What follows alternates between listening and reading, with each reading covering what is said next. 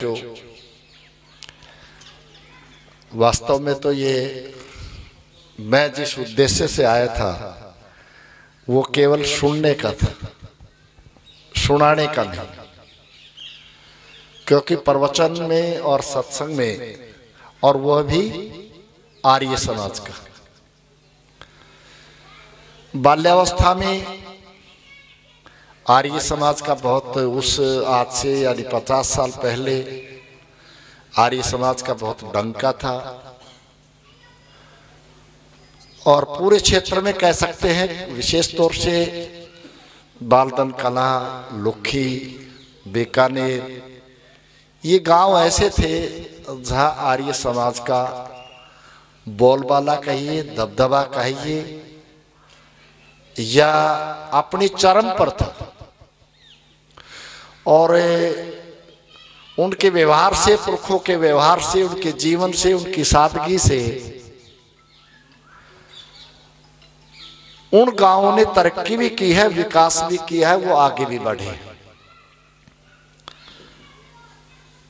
भारत को, भारत के समाज को, अपने देश को, अपने संस्कृति को आगे ले जाने में बहुत बड़ा योगदान है। और मैं खुद ये कह सकता हूं कि मैं आर्य समाज के अंदर बहुत ज़्यादा रचा बसा नहीं, क्योंकि मेरा बाल्यावस्था से ही, विद्यार्थी काल जीवन से ही मैं संघ की विचारधारा से जुड़ा रहा, जिसको राष्ट्रीय स्वयंसेवक संघ कहते हैं। उस विचारधारा से मैं बाल्यावस्था से, विद्यार्थी काल जीवन से ही सन 1981 से उसके अंदर आ गया था। लेकिन अनेक बार वीर दल के अनेक बार कार्यक्रमों में, जैसे आचार्य जी हैं, अनेक साधु संतों के संपर्क में रहने से, महाराज सुधानंद जी, स्वामी जो है शरणानंद जी महाराज, कौशल किशोर जी, अखिलेश जी, ये एक स्वभाव सा रहा इनके साथ रहने सहने का। और मैं ये कह सकता हूं कि आर्य समाज एक जीवन, एक संस्कृति, एक जीता जागता उदाहरण है हमारे साथ। वो महान पुरुष, वो आत्मा जो ठीक मेरे दाईं ओर लगी हुई है, महर्षि दयानंद सरस्वती जी, जो इस देश के अंदर एक महान विभूति हुई। और उन्होंने अपने व्याख्यान से, उन्होंने व्यवहार से, उन्होंने अपनी सादगी से, अपने जीवन के प्रत्येक क्षण, प्रत्येक पल को जिस प्रकार से जिया, उस प्रकार से शायद कोई ऐसी हस्ती पैदा नहीं हुई दूसरी बार, अब जो ऐसे विख्यात हुए हो, ऐसे प्रसिद्ध हुए हो, जिनकी यश और कीर्ति स्वामी दयानंद जी के नाम लेने से या उनके दर्शन मात्र से ही हम श्रद्धा से झुक जाते हैं, ऐसे महान व्यक्ति थी। तो मैंने आपको पहले कहा, और मैं आप सबका आभार भी व्यक्त इसलिए कर रहा हूं, धन्यवाद कर रहा हूं कि कभी भी स्वागत की कड़ी एक तरफा नहीं होती। आप लोगों ने जो मान सम्मान दिया, यहाँ पर बुलाए, अवसर दिया, बोलने का भी आप अवसर दे रहे हो। नहीं तो सत्संग में, कीर्तन में, भजनों में हम जैसों का क्या काम जो मंच पर आके माइक लेके खड़े होंगे। लेकिन आचार्य जी के आदेश हैं, इन्होंने कहा कि भाई कल परसों शादी से फ्री हो गए होंगे, आओ चलते हैं। तो नौजवान साथियों, उनकी 3-4 बातों को जीवन में अगर उतार ले, एक बात को उतार ले, सरस्वती जी के एक बात को या 2 बातों को अपने जीवन में अगर उतार लें, तो हमारा ये जो मनुष्य जीवन है, जो मानव जीवन है, ये कहीं ना कहीं कल्याण के रास्ते पर या उस मार्ग पर चल पड़ेगा।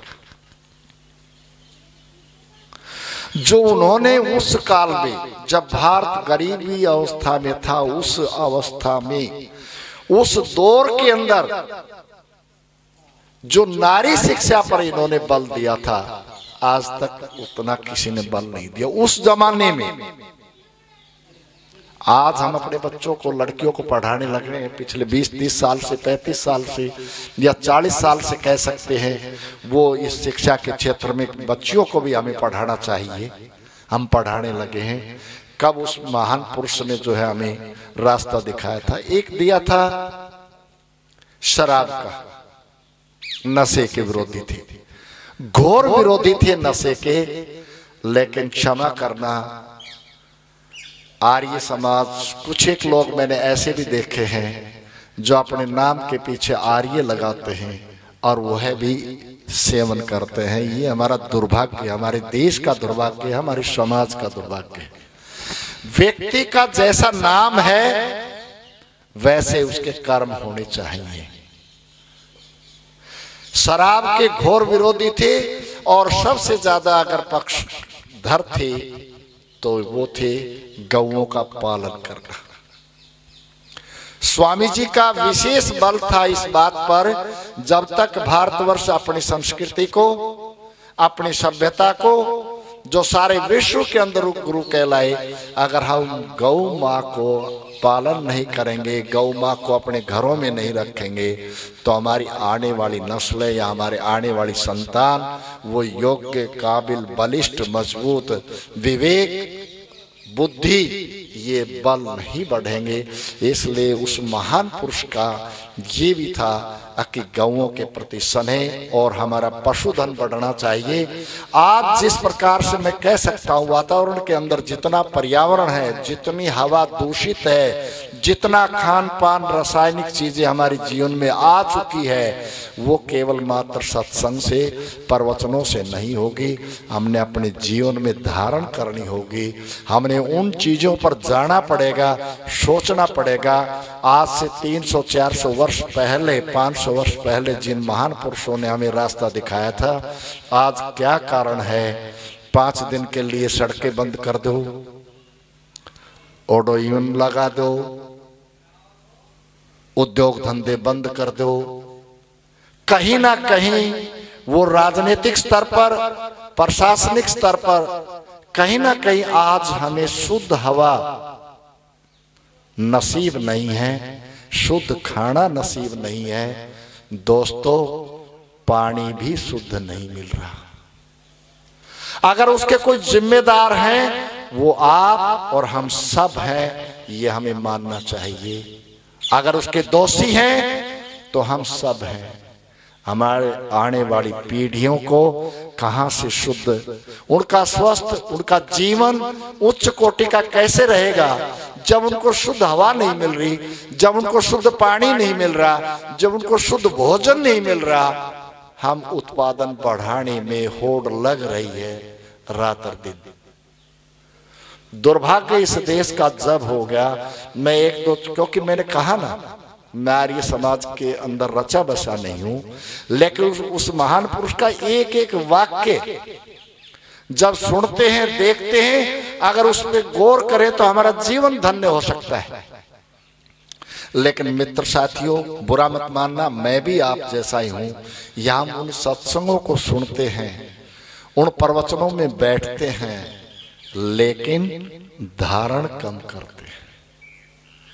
जो चीज धारण करनी चाहिए, जो समाहित करनी चाहिए, जो जीवन के अपने आचरण में, अपने व्यवहार में, अपने विचारों में लानी चाहिए, वो नहीं करते। ये घोर विरोधी शराब के थे, तो क्या हमने शराब का बोलबाला हमारे देश या समाज से, गांव से कम हुआ क्या?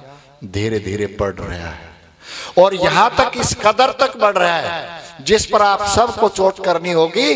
जो नहीं पीता वह भी अपने अनुष्ठान या अपने घर के शुभ अवसरों पर, शुभ कार्यों पर वह भी बार लगाने लग गए।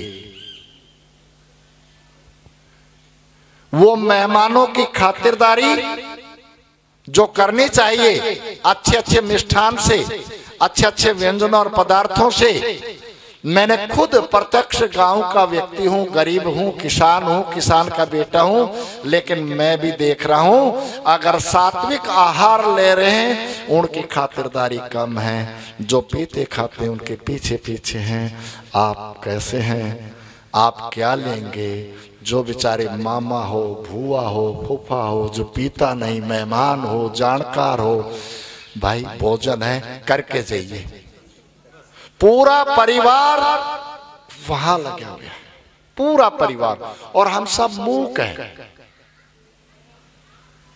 एसडीएम साहब को मैं बहुत भली भांति से जानता हूँ। 2003-04 में आप एसडीएम थे कोसड़ी में, और राव दरियाव जी ने एक स्कूल की स्थापना जो है शिलान्यास किया था, सतलुज सीनियर सेकेंडरी विद्या मंदिर, उस भवन का शिलान्यास किया था। वैसे क्षमा करना, यानी हरियाणा का देहात का पहला स्कूल है, 37वां साल है। 1985 में सतलुज वरिष्ठ माध्यमिक विद्या मंदिर की स्थापना की थी। एक पौधा लगाया था, वो पौधा बड़े दुर्भाग्य की बात मुझे भी लगी। और यदि किसी बुराई को मिटाना है और कहीं यदि उसको खत्म करना है तो आप अपने घर से, परिवार से करिए, आप स्वयं से करिए। आप दूसरे के लिए प्रेरणा स्रोत बनिए। आप दूसरे को उपदेश दें, मैं करूं, दूसरे को उपदेश दें, ये अच्छा नहीं होता। इस देश में आखिरकार हो क्या रहा है? ये जो सारे मंचों पे कहते हैं देश को विश्व गुरु बनाना है, देश को महान बनाना है, भारत को फिर से महान बनाना है, कैसे भारत महान बनेगा? हवा तो दूषित है, पानी मिल नहीं रहा है, लोगों को पीने का पानी नहीं है। हम कहाँ विकास किया है? आप बताओ ना, विकास कहाँ किया? इसलिए कहीं ना कहीं समय का अभाव है। और मुझे संकेत, मैं इन्हीं से समझ लेता हूँ, अपनी बात को दो को कह करके समाप्त करना चाहूंगा। आपको लगेगा जीवन में घटनाएं हैं, हम उन घटनाओं से जीवन में कोई व्यक्ति ऐसा आ जाए, छोटा बच्चा आ जाए, तो भी हमें उससे सीख लेना चाहिए, हम उसका अनादर नहीं करना चाहिए। हम अपने आप को बहुत ज्ञानी समझते नहीं। अगर छोटा बच्चा भी है, वो भी अगर आपको कोई कुछ कह रहा तो वो भी हमारे जीवन में बहुत बड़ा परिवर्तन कर सकता है, बदलाव ला सकता है। इस बात का हमें ध्यान रखना चाहिए। कई बार नु सोचता है कि तू ही विद्वान है, बाकी नहीं है, आपके पास डिग्रियां बाकी नहीं। मित्रों, मेरे जीवन में भी कई घटनाएं आई, मैंने इसको सीखा है। मैंने अपने स्कूल में भी गऊ को पाला है, और मुझे अब अवसर मिलेगा तो योगेंद्र आचार्य जी को मैंने सबसे पहले गऊओं का स्थान बनाया है। रखूंगा तो गऊ रखूंगा, भैंस नहीं रखूंगा। गऊ पशु जैसा उत्तम यानी धन नहीं। यानी एक, अगर इस दुनिया के अंदर कोई अगर मल मूत्र किसी का पवित्र माना गया है तो गऊ ऐसा जीव है जिसका मल और मूत्र को पवित्र माना गया है, बाकी कोई नहीं है। गौ माई होगी, आप सब जानते, मेरे से भी ज्यादा जानते हैं। अगर कोई भी सामने भी होगा तो वो बच्चे को भी इधर से उधर होके निकल जाएगी, भैंस सीधी छाती पर से जाएगी। भैंस का कोई वो नहीं है। गौ ऐसा उत्तम जीव है, अगर नए दूध होगी आप छोड़ दो, वापिस आ जाएगी, आप भैंस को छोड़ के देख लो।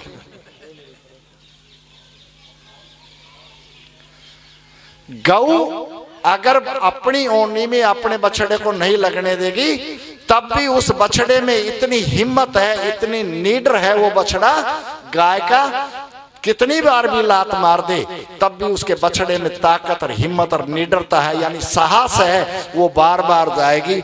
भैंस एक बार पैर पे या सींग पे मार दे, काटड़ा में हिम्मत नहीं कि वो अंडे के पास चला जाए, काटड़ा में हिम्मत नहीं है। भैंस का कटड़ा या कटड़ी जो भी दूध पीने के बाद यानी बेहोशी की अवस्था में या उछलेगी नहीं, कूदेगी नहीं, पड़ जाएगी पी के, और जितना बाछड़ा दूध पिएगा उतना ही जंप करेगा, कूदेगा, दौड़ेगा, भागेगा। ये जो आज जिस प्रकार के कहीं कैंसर है, ये सारे के सारे बीपी हैं, गौ के हाथ फेरने से जब हमारा रक्तचाप ठीक हो सकता है तो उसके दर्शन मात्र से 36 करोड़ देवी देवता सामने रहते हैं। लेकिन हमारी माताएं क्या कहती, गाय के दूध से चाय अच्छी नहीं बनती। अरे फिर तो जो है ना, पीने की जरूरत क्या, लाट लो और वो गाड़ी होती है मीठी मीठी। यानी सवाल ये है कि हम कहाँ जा रहे हैं, कहाँ थे, रास्ता भटक गए। तो मित्र साथियों, इतना ही कहना था। और स्वामी जी का जो था व्याख्यान था दहेज के खिलाफ रहना, मुझे जब अवसर मिला, परसों ही एक ही बेटा है, उसकी शादी हुई है। हमने जीवन में तय कर लिया था 13 साल पहले एसडीएम साहब, जब बेटी की बड़ी वाली की शादी 2008 में की और 3 साल तक घूमते रहे। हर कोई मेरा बजट पूछता था, मैं गरीब आदमी, मजदूर का बेटा हूँ, किसान का बेटा, हर कोई मेरा बजट पूछता है, जी बजट क्या लगाओगे शादी में। उस दिन हमने तय किया था, जिस दिन हमने अपने बच्चे की शादी करनी होगी 1 रुपया नारियल से करेंगे। ये चीजें हमें व्यवहार में लानी चाहिए। और उसके साक्षी सरपंच साहब भी थे, योगेंद्र जी भी थे, नेस्टिक महाराज जी भी थे। केवल मात्र 1 रुपया चम्मच भी नहीं लेंगे, लेकिन वो नहीं मानी, उसके आंसू बहने लगे। बोला बेटी को कुछ तो करूं, तो एक डिनर सेट को हमने स्वीकार किया। तो दोस्तों, बुजुर्गों, नौजवान साथियों, ये जो महान आत्माएं जो मेरे बाईं ओर है, ऐसे ऐसे महान पुरुष है, इनकी बदौलत आज देश जो है जिंदा है। इस बदौलत से हमें ये श्रद्धा के समान है सारे के सारे। और मैं ज्यादा नहीं रहा, मैंने आपसे कहा, और मैंने तो अपने जीवन में 2-3 बातें सीखी। एसडीएम साहब, मैं जैसे ही 50 साल का हुआ, उस विद्यालय को, जिस विद्यालय से अनेकों सैकड़ों बच्चे अच्छे अच्छे पदों पर है, आज 2 IAS अफसर हैं, बालदन से रामोतार जी का बेटा है, पुष्पलता बेटी हमारी यहाँ से है, 2 साल पहले ही खुशपरा से है, 2 साल पहले ही एक विद्यार्थी ने दिल्ली यूनिवर्सिटी को 2nd टॉप पर है, मुर्शिदपुर का विद्यार्थी।